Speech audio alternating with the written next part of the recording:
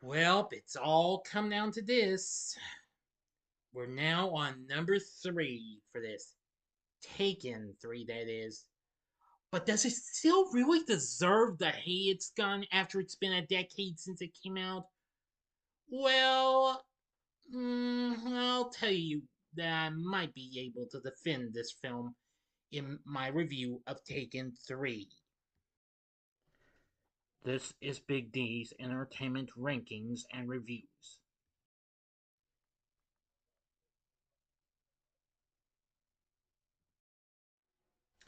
So, greetings, my fellow YouTubers, and welcome to Big D's Entertainment Rankings and Reviews.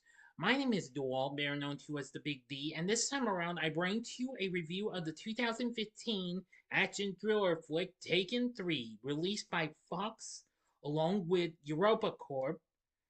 Once again, directed by Oliver Megaton, who helmed the previous film, written by Luke Beeson and Robert Mark Kamen. This is the third and final installment of the Taken film series, and it's a co-production between France, Spain, and the US.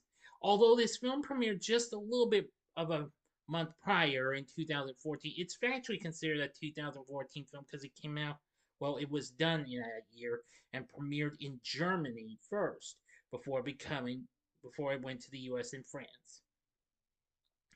The film has Liam Neeson along with Famke, Janssen, and Maggie Grace from the previous two films, and Forrest Whitaker in it.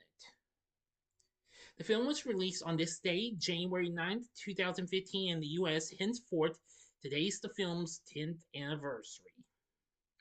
Though, despite getting even this bigger time than the last one, it still did a pretty good job at the box office. Now, if you haven't seen my reviews of the first two Taken films, I made a playlist. You can check out my reviews of those two films before you go into this one, in case you might have missed them or if you'd like to see them again. Okay, here we go. Retired CIA officer Brian Mills visited daughter Kim to deliver an early birthday gift. After an awkward visit, he invites his former wife Lenore to dinner. Although she declines, she later shows up at his apartment and tells him about her marital problems, but says she wants to make it work. Later, her husband Stuart tells Brian never to see his wife again. The next morning, Brian receives a text message from Lenore asking to meet for breakfast. When Brian returns home, he discovers Lenore dead. Two LAPD officers immediately appear to arrest him, but Brian subdues them, leads other officers on a chase through the neighborhood, disappears into the sewer system, and escapes. Meanwhile, LAPD Detective Dotzler reviews Brian's background. Brian retreats to a safe house equipped with weapons and surveillance electronics. He retraces Lenore's final movements to a gas station and obtains the surveillance footage showing her being abducted by men with distinctive hand tattoos. LAPD detectives arrive to arrest him, but Brian hijacks the police cruiser and downloads phone records from an LAPD database onto a thumb drive. He contacts Kim at Lenore's funeral via a camera hidden in his friend Sam's suit and instructs her to maintain her very predictable schedule. Brian arranges to meet with her later and removes a surveillance bug which Dotzler planted on her. Kim tells Brian that she's pregnant and that Stuart is acting scared as hired bodyguards. Brian chases Stuart's car, but a pursuing SUV ambushes him, forcing his car over a cliff. Brian survives, hijacks another car, and follows the attackers to a roadside liquor store. Brian kills the men, then abducts and interrogates Stuart using waterboarding. Stuart confesses that his former business partner, an ex-Russian Spetsnaz operator, Oleg Malenkov, a mob boss and terrorist leader, murdered Lenore because Stuart owes him money. Stuart exposed Brian's identity to Malenkov out of jealousy. Now I'm going to go to the final act plus the ending together.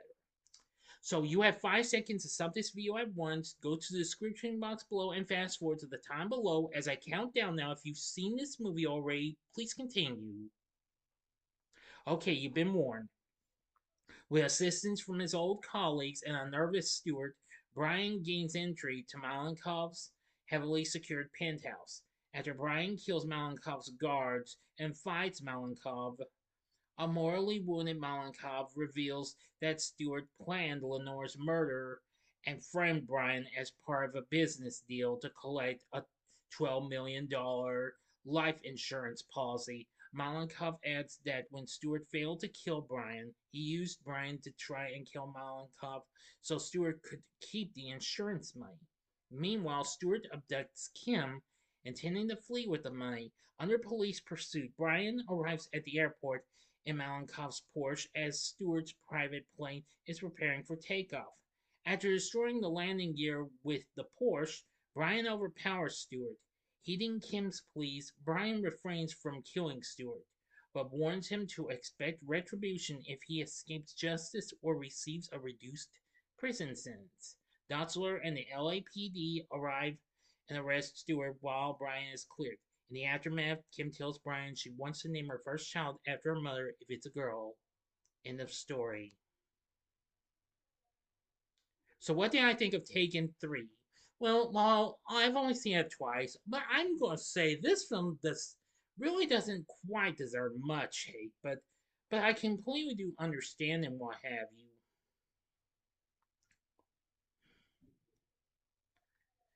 The film still did pretty well as it went on to make 326 million worldwide against its $48 million budget. That kind of actually did come close and what have you to the previous film. But the film got just even more harder than its predecessor with a measly 13% rating on Rotten Tomatoes, staying hampered by toothless PG-13 action sequences, incoherent direction, and a hackneyed plot. This film serves as a clear signal that it's well past time to retire this franchise. Metacritic has a 26 score. CinemaScore gave this a B plus, like the previous film, which I failed to mention because I did not see that mentioned. The New York Times was hard on, saying the Logie screenplay by Luke Besson and Robert Mark Kamen sags underhead, clutchingly banal, dramatic scenes. Only Liam Neeson's appeal somehow survives unscathed. Perhaps the most impressive stunt of all. Everybody was hard on this.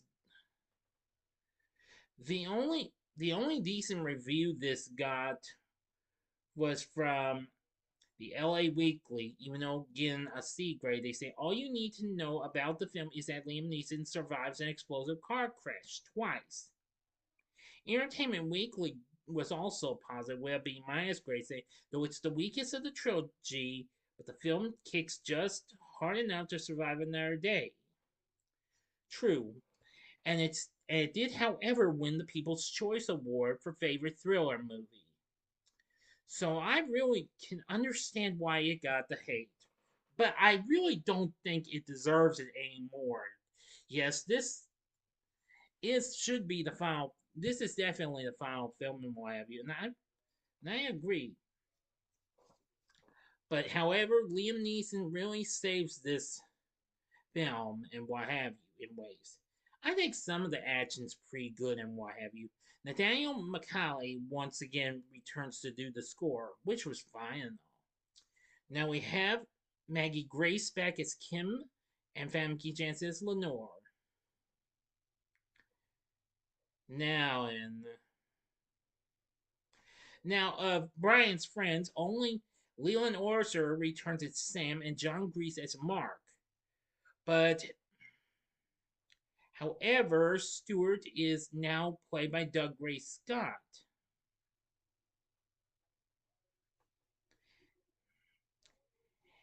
Let's see. Well, from the first film. Okay, wait a minute.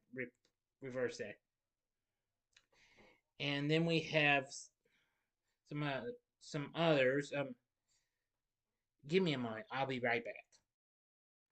Okay, yeah, I just made a slight error in what I was trying to say. The character of Bernie, which that's actually the third friend of Brian's, he's now played by David Warshofsky this time. And we have Forrest Whitaker in the role of Inspector Dotsler. Now, I really say that the story is fine and what have you, but I really will say it was kind of pretty cool to see our hero get in a bit of a situation of his own, but he manages to get him off the hook and what have you. Well, himself, you know what I'm saying? But anyway, I really don't mean to say that. I am going to defend this in a way. Yeah. So I really say, well, it is the weakest of the franchise of the trilogy, but I still don't say it's not bad as they say it is.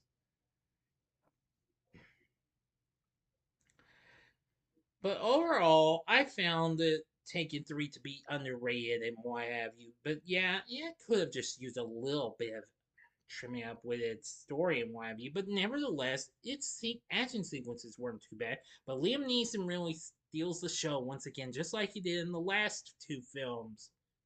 Anyway, after this, there would be a TV series, which of course premiered on NBC in 2017. But it got canceled after only two seasons. But nevertheless, Taken 3 again underrated, but still, you understand what I'm trying to say. I really don't like. I know I don't mean to sound like a broken record, but I do want y'all to understand that this is not as bad as they say it is. I think it's just kind of on the medium side in Miami, kind of a mixed bag like the last film was. Yeah, because the last film was kind of a mixed bag. And this one is too. So I really say this does not deserve a ton of hate. So this is the one way I am going to defend the film. So I would only recommend Taken 3 only if you are a hardcore completionist. Then that means I would suggest you give it a one-time watch. And that's that. So anyway, if you really want some good action and want to complete the trilogy, then give it a one-time watch. So, what did you think of Taken 3? Let me know in the comments section below. If you like this video, click the like button, subscribe, and be a part of the Big D Nation. Continue to help support my channel. Make it grow and make the views grow. Tell all your friends about my channel. Give them to know me. Maybe they'd like to be a part of my Big D Nation and share my vids with your friends if you like. Join me next time when I bring to you a review of Den of Thieves. So if you like this, consider checking out some of these other big action type flicks. In the upper left hand corner is my review of Transporter 3, which was also directed by Oliver Megaton, the third film starring Jason Statham. Or you can check out my review of his recent hit from last year, The Beekeeper, which I've just found out that Statham's actually reteaming with the director of that film to do a brand new film called Working Man coming up this spring. Or if you would like, maybe you could check out something that Liam Neeson did before he did Taken, and that was the first installment of the Dark Knight trilogy. See my re-review of Batman Begins from 2005 in the bottom left-hand corner. And the bottom right-hand corner is the button you can click to subscribe if you like rankings and reviews on movies, TV, music, video games, etc. Then I'm your guy. Thanks for watching. Until next time, I'm the Big D saying, see ya.